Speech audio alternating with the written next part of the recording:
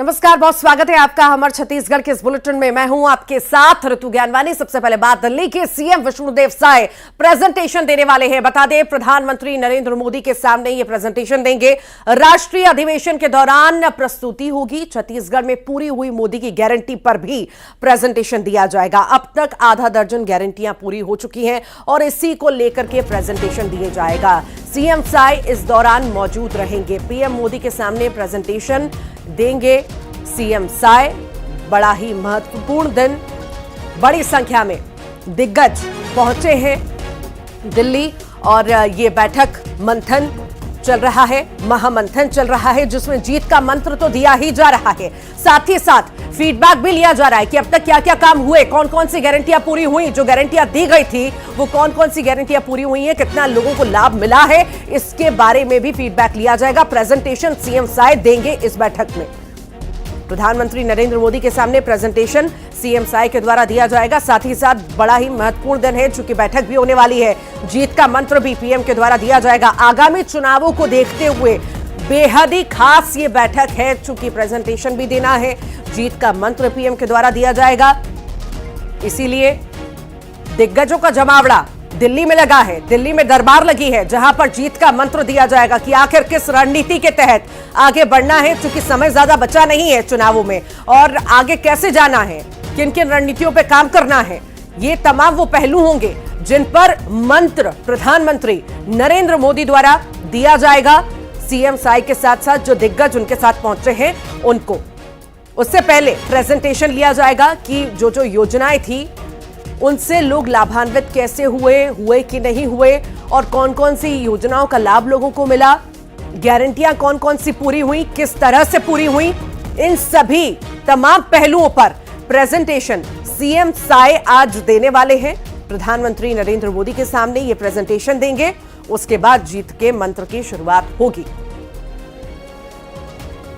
दिल्ली में दरबार लगा है और दरबार में छत्तीसगढ़ के दिग्गज पहुंचे हैं। दिग्गजों का जमावड़ा वहां पर है। जेपी नड्डा की मौजूदगी वहां पर रहेगी, प्रधानमंत्री नरेंद्र मोदी की मौजूदगी है, और छत्तीसगढ़ के सीएम साय भी पहुंच चुके हैं, साथ ही साथ दिग्गज भी पहुंच चुके हैं। दिग्गजों का जमावड़ा वहां पर है। अब जो है बारी है मंत्र की, जीत के मंत्र की। गारंटियां आखिर कौन कौन सी थी ये भी आपको बताएं। अयोध्या, राम मंदिर, कौन कौन से वो मुद्दे थे जिस पर लगातार बात हो रही थी। ज्ञान, गरीब, युवा, अन्नदाता, महिला, ये वो तमाम मुद्दे हैं जिनके बारे में प्रेजेंटेशन देना बहुत जरूरी है। मिशन चंद्रयान की सफलता, इस पर भी बातचीत इसमें होगी।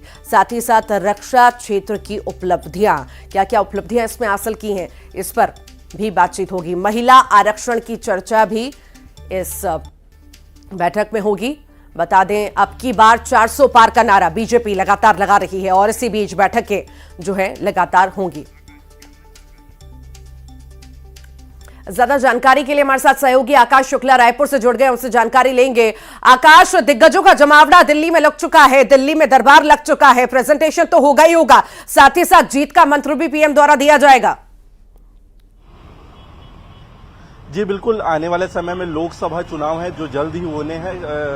इसी को देखते हुए जो राष्ट्रीय महाधिवेशन रखा गया है, छत्तीसगढ़ से भी प्रदेश के मुख्यमंत्री विष्णुदेव साय समेत तमाम मंत्री, विधायक और 350 से अधिक लोग गए हैं। यहाँ पर मुख्यमंत्री विष्णुदेव साय प्रेजेंटेशन देने वाले हैं। वो प्रेजेंटेशन होगा मोदी की गारंटी का। सरकार बनने के बाद किस तरीके से भाजपा की राज्य में जो सरकार बनी है वो कितनी वादों को पूरा किए हैं, वो तमाम गारंटियों को बताएंगे कि कितना लाभ लोगों को मिला। आधा दर्जन से अधिक जो मोदी की गारंटी है वो पूर्ण हो चुका है जब सरकार बनी, और जो पहली बैठक हुई उसमें 18 लाख आवास पर मुहर लगी। इसके साथ ही 3100 रुपए समर्थन मूल्य में धान खरीदी को लेकर है, और तेंदुपत्ता में है सीबीआई, सीजीपीएससी की सीबीआई जांच को लेकर। इस तरीके से तमाम जो वादे पूरे किए गए उसका इम्पैक्ट किस तरीके से आ सकता है, ये प्रेजेंटेशन देंगे। प्रधानमंत्री नरेंद्र मोदी के सामने विष्णुदेव साय प्रेजेंटेशन दे सकते हैं, इसके लिए सभी तैयारियां कर ली गई। इसके साथ ही जो लक्ष्य है 11 सीटें जीतने का छत्तीसगढ़ में,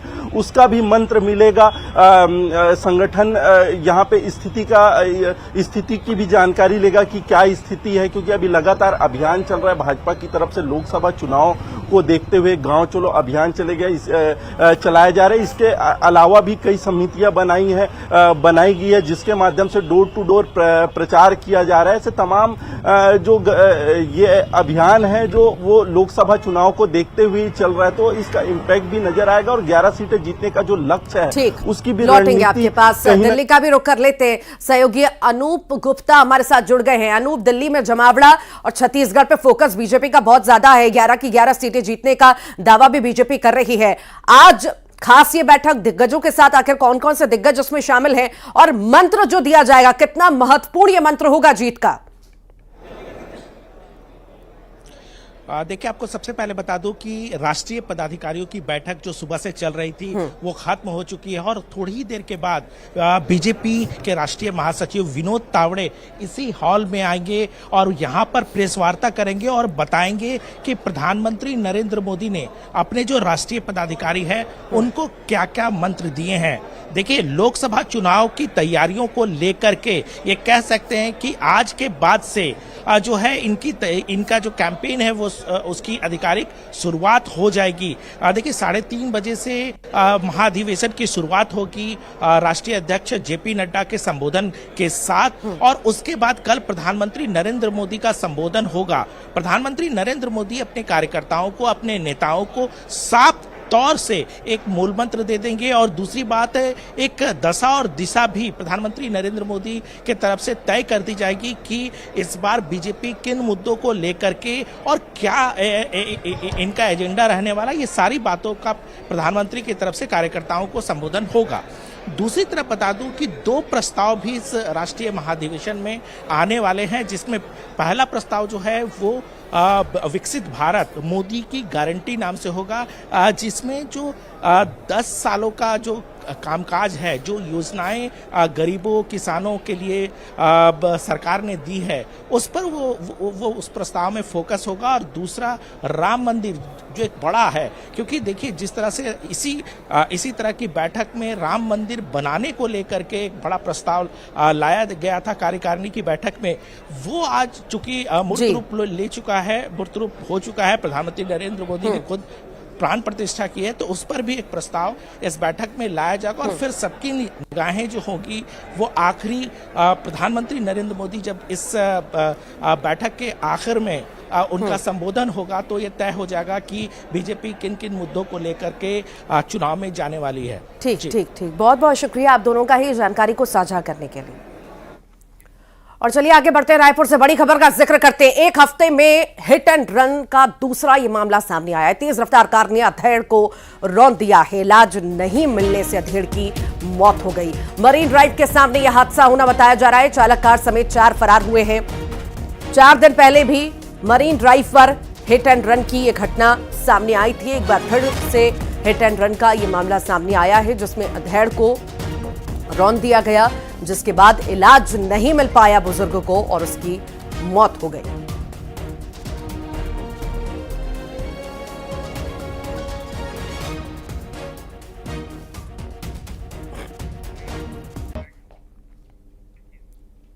सूरजपुर से बड़ी खबर है। अपहरण की साजिश की गई है और अपहरण की साजिश रचने वाला 18 साल का युवक गिरफ्तार हुआ है। प्रेमिका को गिफ्ट देने के लिए खुद के अपहरण की इसने साजिश रची थी। माता पिता को फोन पर खुद के अपहरण और 50,000 की फिरौती मांगी थी। मोबाइल ट्रेस कर अंबिकापुर से पुलिस ने युवक को गिरफ्तार कर लिया है। तो खुद के अपहरण की साजिश युवक द्वारा रची गई। दरअसल उसको अपनी प्रेमिका को तोहफा देना था, गिफ्ट देना था और पैसे नहीं थे। इसी वजह से अपनी अपहरण की साजिश उसने रची।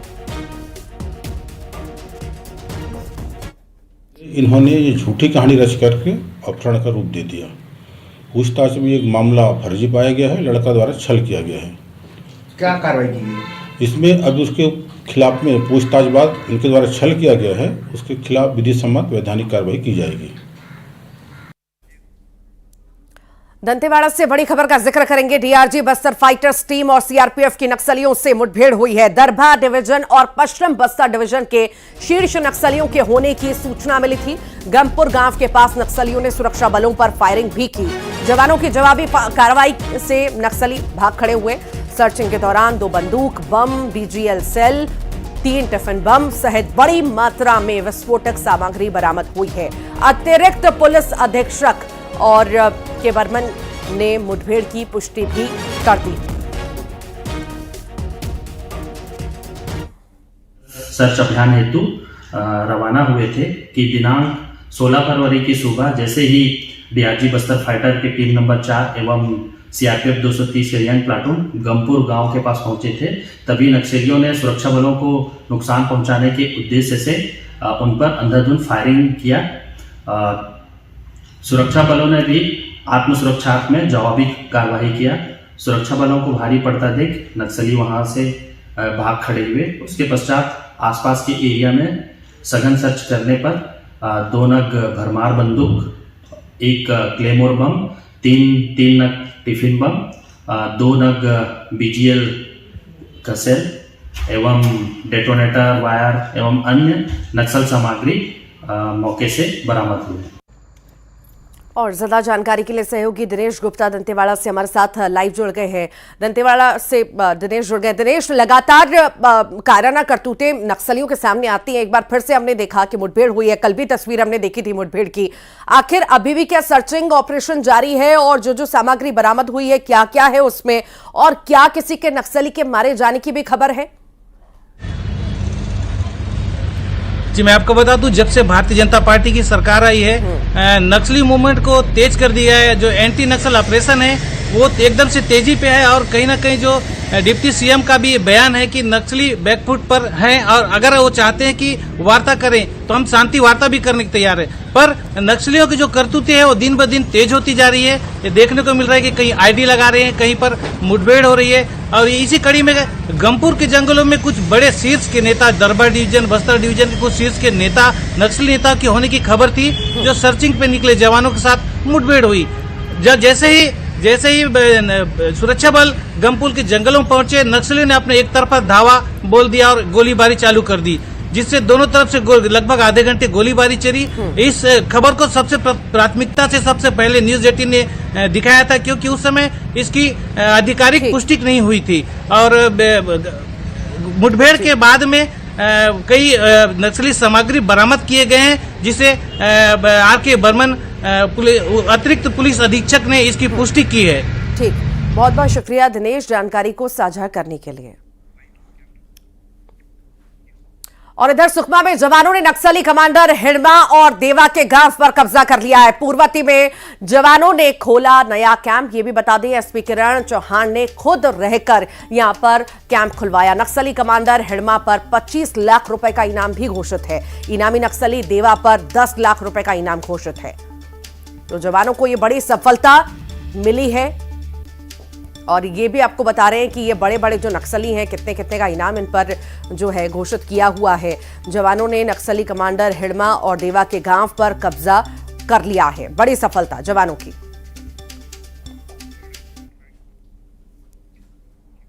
और यह भी बता दें कि कल ही नक्सलियों ने सरकार से वार्ता की पेशकश की थी। नक्सली मामलों के जानकार मनीष गुप्ता का कहना है कि नक्सली प्रवक्ता की ओर से वार्ता की पेशकश विरोधाभास जैसी नजर आ रही है। यह साइबर और प्रोपेगेंडा हो सकता है। दोनों ओर से बिना शर्त वार्ता होनी चाहिए। इससे पहले आंध्र प्रदेश सरकार और नक्सलियों के बीच भी वार्ता हुई थी, लेकिन वो वार्ता सफल नहीं हो पाई थी। के तो बड़ा विरोधाभासी है, तो उसमें दृढ़ इच्छा जो है वो झलकती नहीं है। और आइडियोलॉजी की दृष्टि से अगर हम बात करें तो नक्सली जो है वो लोकतंत्र को मानते नहीं, हमारे सिस्टम को नहीं मानते, वो पूंजीवादी व्यवस्था के विरोधी हैं। तो उसके नाते ऐसा लगता है कि ये एक मतलब औपचारिकता ही है यह पत्र, कि गृह मंत्री ने अगर बोला है और अगर उसका जवाब नहीं दिए तो उसको लेकर के मतलब तमाम चर्चाएं होंगी। तो मुझे लगता है यह नक्सलियों का एक साईवार है या सरकार का भी एक साईवार है, क्योंकि मुझे नहीं लगता कि सरकार भी कोई बातचीत करने के लिए बहुत ज़्यादा गंभीर है। तो उस लिहाज से यह एक प्रोपोगेंडा वार है। और अगर शांति के लिए दोनों पक्ष सहमत हो जाते हैं, आगे आते हैं, तो मुझे लगता है कि बस्तर के लिए या छत्तीसगढ़ के लिए इससे अच्छा बात और कोई दूसरी नहीं हो सकती। दुर्ग से बड़ी खबर का जिक्र करेंगे। मोबाइल छीनने से नाराज महिला ने फांसी लगा ली। अपने घर पर फांसी लगाकर आत्महत्या कर ली। भिलाई के 5 रास्ता क्षेत्र की यह घटना आपको बता रहे हैं। मोबाइल छीनने से महिला नाराज थी और मौत को गले लगा लिया। अपनी जीवन लीला समाप्त कर दी।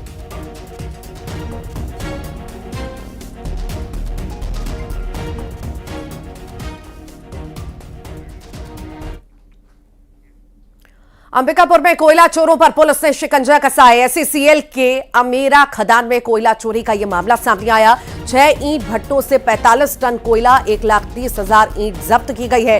पुलिस ने मामले में 20 लोगों को भी गिरफ्तार किया है। बीते दिनों कोयला चोरी करने का वीडियो भी वायरल हुआ था। पुलिस और राजस्व टीम की संयुक्त कार्रवाई देखने को मिली है। कोयला चोरों पर शिकंजा कसा गया है। अंबिकापुर में पुलिस की बड़ी लापरवाही सामने आई। कुन्नी चौकी पुलिस की अभिरक्षा से आरोपी फरार हो गया। नाबालिग से दुष्कर्म के मामले में आरोपी को गिरफ्तार किया गया था। फरार आरोपी का नाम रामलाल यादव है, जो कि फरार है और फिलहाल पुलिस इसकी तलाश में जुटी हुई है।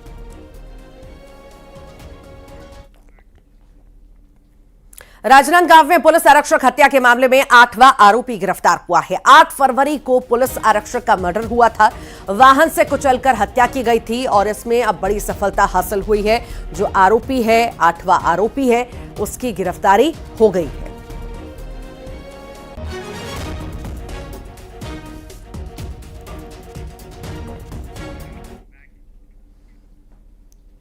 बिलासपुर में पति ने पत्नी को मौत के घाट उतार दिया। रिपोर्ट लिखाने खुद थाने पहुंचा। पोस्टमार्टम रिपोर्ट में खुलासा हुआ। आरोपी पति को पुलिस ने हिरासत में ले लिया है और जांच में अभी जुटी हुई है।